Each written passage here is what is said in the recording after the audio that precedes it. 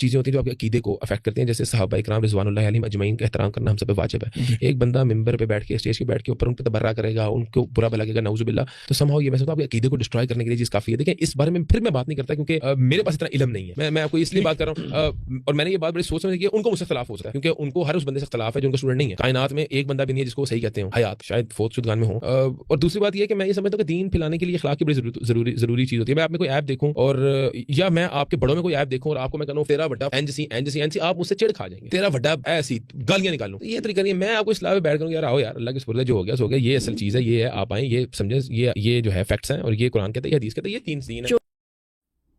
خصوصاً سیدنا امیر معاویہ رضی اللہ تعالیٰ عنہ پر بدترین الزامات عائد کرتا ہے، نعوذ باللہ، ان کو بدعتی، باغی، گالی باز اور بے شمار الزامات لگاتا ہے۔ نہیں، میں نے کبھی یہ الفاظ نہیں بولے، میں کہتا ہوں حدیث میں آیا ہے کہ عمار کو ایک باغی جماعت قتل کرے گی، عمار انہیں اللہ اور جنت کی طرف بلائے گا، وہ جماعت دوزخ کی طرف بلائے گی۔ اور یہ حدیث جب بھی میں نے بیان کی، میں نے کہا کہ دوزخ کی جماعت نہیں، دوزخ کی طرف بلانے والی، وہ فیصلہ اللہ نے کرنا ہے۔ یہ صحیح بخاری 2812۔ تو یہ پھر مجھ سے پہلے امام بخاری کو آپ لوگ مجرم کیوں نہیں کہتے ہیں؟ اور یہ حدیث تو مسلم میں بھی ہے کہ عمار کو باغی جماعت قتل کرے گی، تو مجھے کیوں کہہ رہے ہیں؟ میں نہیں کہتا، یہ یہاں لکھنا چاہیے تھا کہ یہ بخاری مسلم سے وہ حدیثیں بیان کرتا ہے جس میں ان کو جو ہے نا وہ باغی اور ترمذی ابو داؤد میں آیا کہ جو خلفائے راشدین کے خلاف کھڑے ہوں گے وہ بدعتی ہوں گے، اور گالی باز میں وہ صحیح مسلم میں آیا ہے کہ لعن اللہ ابا تراب، اور امر معاویہ سعد ابن ابی وقاص کو حکم دیا، اور فلنگ دی بلینکس ابن تیمیہ نے منہاج السنہ میں کیا کہ سعد ابن ابی وقاص کو امیر شام نے حضرت علی پہ سب و شتم کا کہا، انہوں نے انکار کیا۔ یہ آپ یہ بتایا کریں، بے شمار الزامات، کوئی الزام نہیں لگایا۔ میں نے تو مسلم کی حدیث 4776 پیش کی تھی کہ ایک تابعی نے آ کے عبداللہ بن عمر بن عاص سے خانہ کعبہ کے سائے میں بیٹھے ہوئے تھے کہا تھا کہ آپ ہمیں اطاعت امیر کی حدیثیں سناتے ہیں، اور آپ کے چچا کا لڑکا معاویہ ابن ابی سفیان جو ہمارا حکمران ہے، وہ تو ہمیں حکم دیتا ہے ہم لوگوں کو ناحق قتل کریں اور ان کا مال حرام طریقے سے لوٹیں، جبکہ اللہ کہتا ہے کہ ایک دوسرے کو ناحق قتل نہ کرو اور حرام طریقے سے ایک دوسرے کا مال ہڑپ نہ کرو۔ ہم اللہ کی اطاعت کریں یا معاویہ کی اطاعت کریں؟ سورہ نساء کی آیت نمبر 29 انہوں نے پڑھی، ہمارے حسن بھائی کہتے ہیں شکر ہے اگلی آیت نہیں پڑھ دی، وہ 30 نمبر بھی تھی کہ ایسے لوگوں کا ٹھکانہ جہنم ہے، 3 نمبر آیت، انہیں 29 ہی پڑھی۔ تو عبداللہ بن عمر بن عاص جو رشتہ دار بھی تھے حضرت معاویہ کے، ان کے باپ دستے راست رہے عمر بن عاص، خاموش ہو گئے، تھوڑی دیر بعد سر اٹھا کے کہا کہ معاویہ کی اطاعت کرو ان کاموں میں جس میں اللہ اور اس کے رسول کے مطابق چلائے، اور جس میں اللہ کی نافرمانی کا کہے تم اس کی نافرمانی کرو۔ تو جب یہ ہم بات کرتے ہیں تو یہ ہم الزامات لگا رہے ہیں، یا یہ ایک تابعی الزامات لگا رہا ہے اور دوسرا صحابی اسے انڈورس کر رہا ہے، بجائے یہ کہنے کے کہ یار آندہ کے بعد تو نے انجینئر کی ویڈیو نہیں دیکھنی۔ یہ تو عبداللہ بن عمر بن عاص نے نہیں کہا، انہوں نے وہی بات کی جو بخاری مسلم میں حدیث ہے۔ مولا علی کہتے ہیں کہ نبی اسلام نے کہا کہ حکمران کی اطاعت معروف میں ہے، منکر میں نہیں ہے۔ وہ بڑی لمبی حدیث ہے۔ ایک انصاری کو حضور علیہ السلام نے ایک وفد کے اوپر امیر بنا کے بھیجا، راستے میں اس کو غصہ آیا، اس نے لکڑیوں کا ایک بہت بڑا الاؤ جلوایا، بخاری مسلم دونوں میں آتا ہے، اور کہا میں تمہارا امیر ہوں، میری اطاعت جو ہے وہ رسول اللہ کی اطاعت، اور رسول اللہ کی اطاعت اللہ کی اطاعت ہے، کیونکہ نبی اسلام نے یہ فرمایا ہوا ہے، لہذا تم اس میں کودو۔ انہوں نے کہا ہم آگ سے بچنے ہی کے لیے تو رسول اللہ کے قدموں میں حاضر ہوئے تھے، تو ہمیں اسی آگ میں دوبارہ دھکیل رہے، ہم اس میں چھلانگ نہیں لگائیں گے۔ جب نبی اسلام کے پاس مقدمہ واپسی پہ پیش ہوا، آپ نے فرمایا اگر تم اپنے امیر کی اطاعت میں آگ میں چھلانگ لگا لیتے تو جا کے جہنم کی آگ میں نکلتے۔ تو یار اس انصاری صحابی کی بھی تقلید واجب نہیں تھی، بلکہ تقلید نہ کرنا واجب تھا۔ تو تھوڑے بابے کدھر؟ بابے تے شاہی کوئی نہیں، اے نواں جملہ ہے مارکیٹ سے، بابے تے شاہی کوئی نہیں جدو انصاری صحابی کے کہنے پہ آپ قرآن و سنت کے خلاف نہیں چل سکتے، اور حضور کہہ رہے ہیں تم نے جہنم میں جانا تھا اگر میرے اس صحابی کی اطاعت تم کرتے، کیونکہ وہ تمہیں غلط کام کی طرف بلا رہا تھا۔ تو اس کے اینڈ پہ حضور نے فرمایا اطاعت تو صرف معروف میں ہے، منکر میں نہیں ہے۔ تو یہ تو میرے بھائی اس بالکل واضح ہے۔ آگے چلتے ہیں جی، کیا کہتے ہیں؟ سیدنا علی کو روحانی طور پر پہلا خلیفہ کہتا ہے۔ اچھا جی، اس کے ساتھ آپ کو لکھنا چاہیے تھا کہ وہ حضرت ابوبکر، عمر، عثمان و علی چاروں کو خلفائے راشدین مانتا ہے، اور کہتا ہے خلافت 30 سال تک ہے، اس کے بعد کاٹ کھانے والی ملوکیت ہے، اور وہ گن کے بتاتا ہے ابو داؤد ترمذی سے کہ ابوبکر کے 2 سال، عمر کے 10 سال، عثمان کے 12 سال، اور علی کے 6 سال، جس میں 6 مہینے حسن ابن علی کے بھی ہیں۔ اور اس کے بعد وہ کہتا ہے کہ جی ابو داؤد میں لکھا ہوا ہے کہ بنو امیہ تو کہتے ہیں علی علیہ السلام خلیفہ ہی نہیں ہے، اور مولوی نے ترجمہ کیا علی رضی اللہ عنہ خلیفہ نہیں ہے، عربی میں تھا علیہ السلام، اور مولوی کہتا ہے نہیں بنو امیہ تو حضرت علی کو خلیفہ مانتے تھے، وہ تو قصاص عثمان مانتے تھے، تو اس میں تو واضح موجود ہے وہ خلیفہ بھی نہیں مانتے تھے۔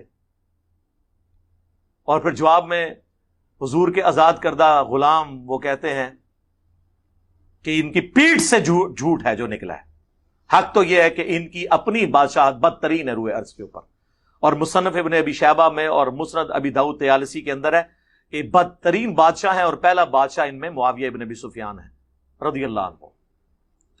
تو یہ بھی ساتھ لکھے نا، یہ میں نے مولانا اسحاق کو کوٹ کیا تھا اس حوالے سے کہ اس اعتبار سے روحانی خلیفہ ہیں حضرت علی کہ خلفائے ثلاثہ ہر معاملے میں حضرت علی سے گائیڈ لائنز لیتے تھے۔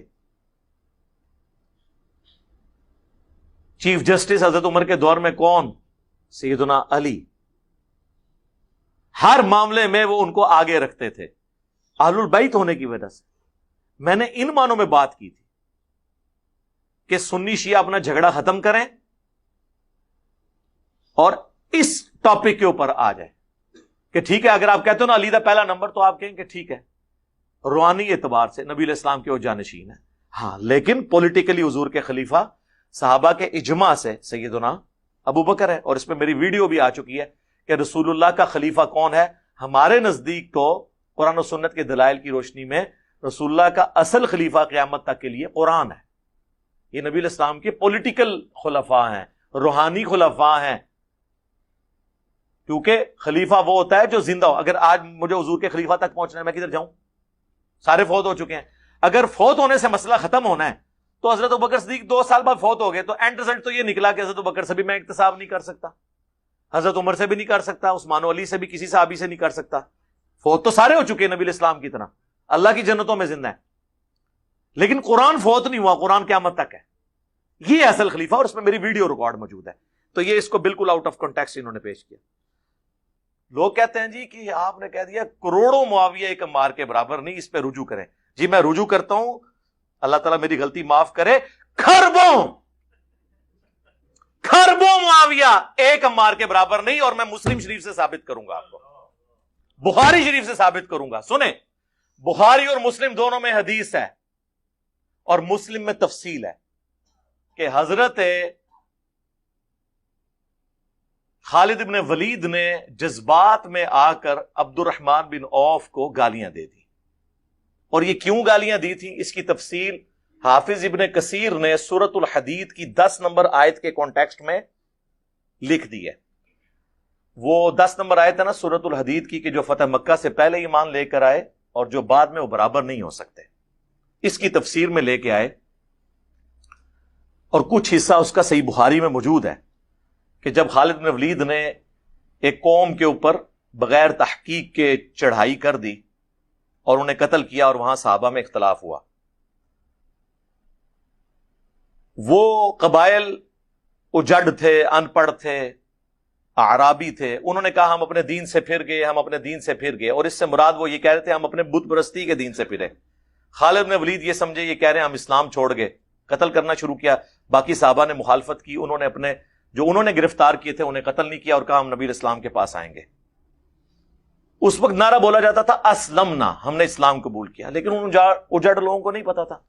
نبی علیہ السلام کے پاس جب شکایت آئی تو آپ جلال میں آپ نے 2 دفعہ ہاتھ اٹھا کے کہا اے اللہ خالد ابن ولید نے جو کچھ کیا میں اس سے بری ہوں، میری کوئی ذمہ داری نہیں جو اس نے یہ حرکت کی ہے۔ اس موقع پر ہی عبد الرحمن بن عوف اور خالد ابن ولید کا جھگڑا ہوا تھا، یہ حافظ ابن کثیر نے نقل کیا، اور مسلم شریف میں الفاظ ہیں کہ خالد ابن ولید نے جب عبد الرحمن بن عوف کو گالی دے دی تو وہ شکایت لے کے حضور کے پاس آئے، آپ علیہ السلام کو جلال آیا، آپ نے فرمایا خالد سے فرمایا تھا، بریلوی دیوبندی اہل حدیث شیعہ سے نہیں، وہ تو انڈائریکٹ ہے، ڈائریکٹلی خالد ابن ولید سے کہا کہ تم اب احد پہاڑ کے برابر بھی سونا خیرات کر دو۔ تو میرے صحابی نے 1 مد 600 گرام آدھا کلو گندم جو خیرات کی تھی اسے نہیں پہنچ سکتے، اس کے آدھے کو بھی، یعنی 1 پاؤ گندم میرے عبد الرحمن بن عوف نے جو اللہ کی راہ میں دی، خالد بن ولید تم احد پہاڑ جتنا سونا بھی خیرات کر دو تو اس کے برابر نہیں ہو سکتے. یہ آدھی حدیث بیان کرتے ہیں کہ جی وہ میرے صحابہ کو برا مت کہو بہت پاڑ. یہ مسلم شریف میں پوری حدیث ہے, کیونکہ مسلم کی اگر حدیث بیان ہوگی تو پھر پتا چلے گا کہ نبی علیہ السلام نے اسپیسیفکلی بعد میں مسلمان ہونے والوں کو کہا کہ تم سینئر مسلمانوں کو گالی مت دو. پھر تو لوگ پوچھیں گے پھر بنو امیہ حضرت علی پہ کیوں سب و شتم کرتی رہی, جو صحیح مسلم میں ہے 6229 لعن اللہ ابو تراب, ابو تراب پر لعنت ہو. سب کا ترجمہ مسلم میں خود ہوا ہے لعنت. پھر لوگ یہ بھی پوچھیں گے.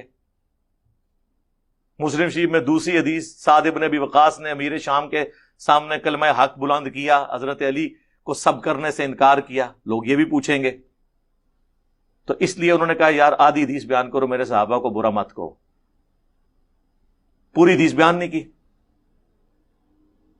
اب وہاں نبی علیہ السلام نے کیا کہا, ایک پاؤ گندم میرے سینئر صحابی نے جو خیرات کی, تم اب احد پہاڑ جتنا سونا خیرات کر دو, برابر نہیں ہو سکتے. احد پہاڑ آپ کو پتا ہے کتنا ہے؟ 4.5 کلومیٹر پہ پھیلا ہوا ہے, چٹیل پتھروں کا پہاڑ ہے.